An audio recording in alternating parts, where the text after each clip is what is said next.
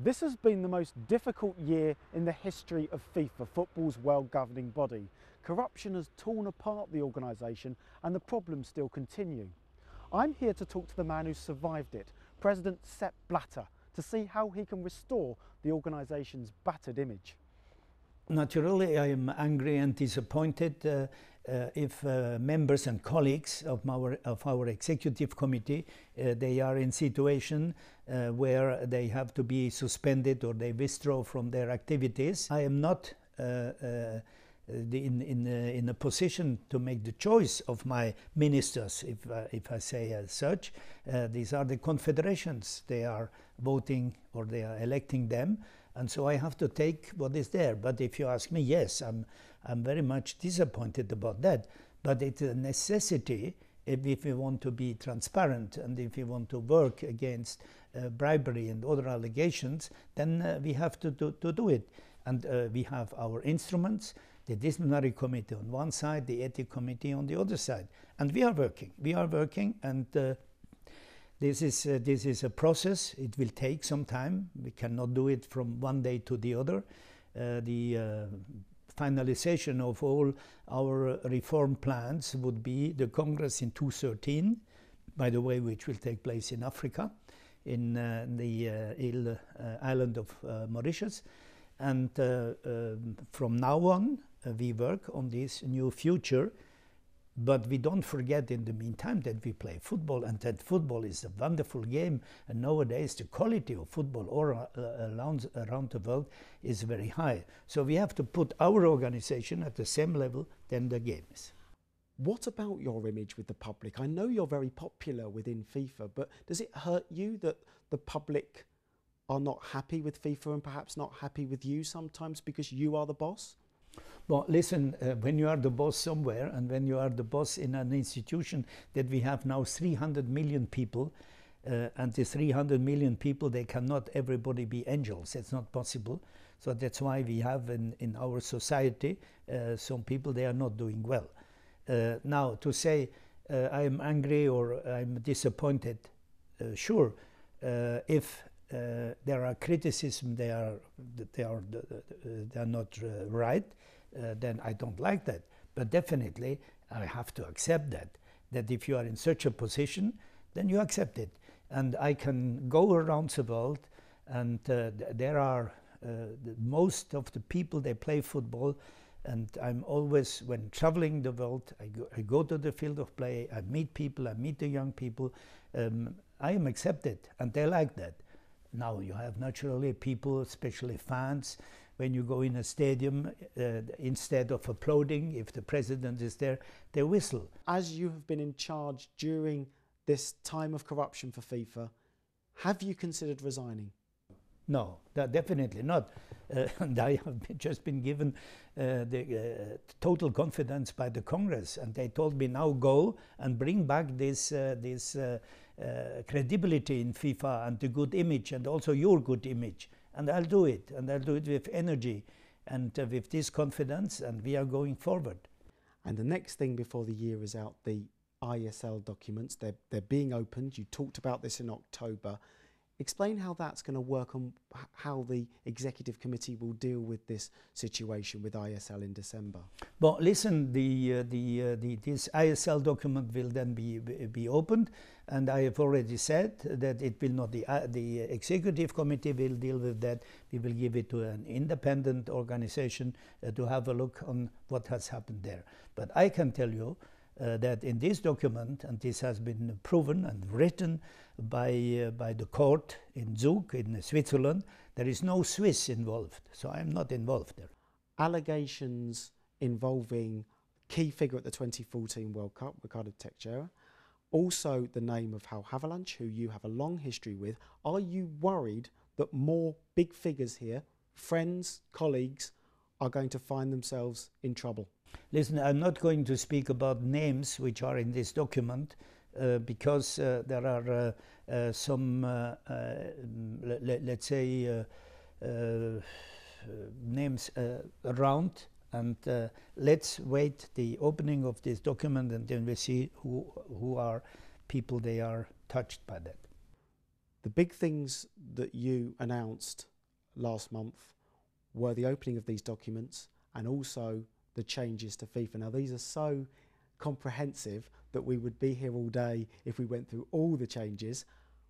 Pick out one or two things that excite you about the changes. I mean, what about the potential of a woman on the FIFA Executive Committee you've talked about? This I would like.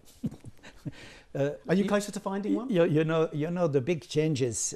We are going also into a task force for the revision of the statutes, and we will see if what changes we have to do. I don't think that our organization and our statutes or the constitution of FIFA is wrong.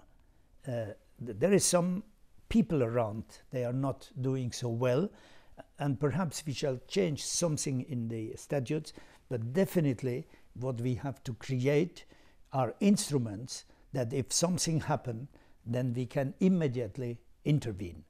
And that's why we have to reinforce the ethics committee.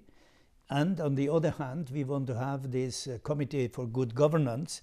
This is a committee which is outside of FIFA, and we will have a look into FIFA and we'll make then proposals to the executive committee and then to the Congress to change something. But one of these, women's football, we should have a woman in our executive committee. Definitely we should have. But as the members of the executive committee are voted or elected by the confederations, it is not so easy. But compliments to the Asian Football Confederation, because in the Asian Football Confederation you have one vice president and two members of the executive committee which are feminine. And this is in Asia. And this is an example. In Europe you don't have it. They have just appointed as an observer a lady in their executive committee, but not as a member. When would you like a lady on the executive committee by? Is there a target, a date? I would say then in 2013, when all these reform plans would then come to a vote in the Congress. There are some changes we can do now. Regulations, they can be done directly by the executive committee, but the others, they must go to the Congress. And you want to include everyone involved in football now within FIFA, don't you? You talked about players, managers, referees, but then governments and the public. That's a grand plan. Is it going to be difficult to make it work? Well, the public, we want to have a representative at least of a fan group. There are international fan groups, and somebody of the fans should be in. This would be in this famous committee for good governance. I need to ask you about this week yet again.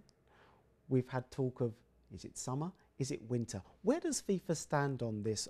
What is your view now on whether a World Cup could be played at a different time of year? I like this question. I like this question, especially by Al Jazeera. The situation is as such that the conditions, the basic conditions to organize the World Cup, they were very clear. The World Cup shall be organized between June and July every year according to the international calendar. And this has not changed for the time being.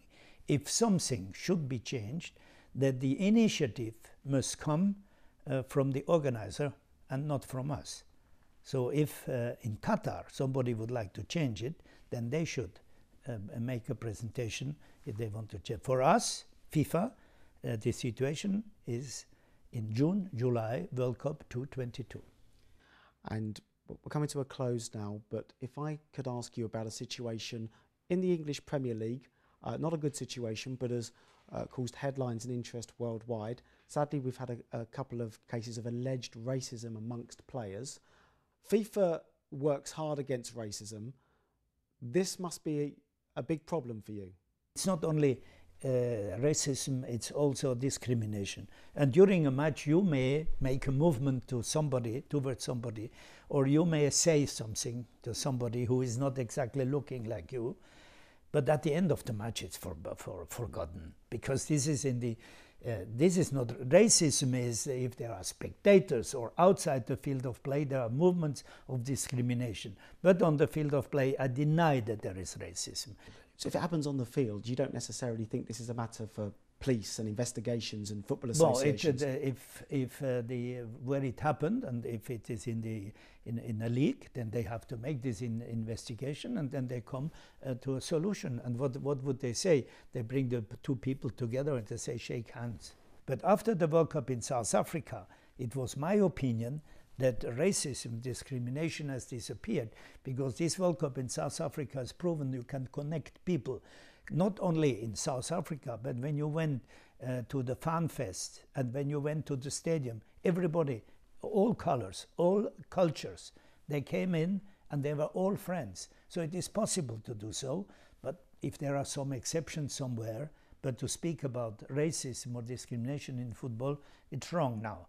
He's been here since the mid-1970s, when 11 people were employed by the sports governing body. After everything he's faced, what would Sepp Blatter like his legacy to be? What I want to realize is that at the end of my mandates, then I could say that football is now part of our society, and especially in the social cultural part, that football is more than a game. Football is a school of life.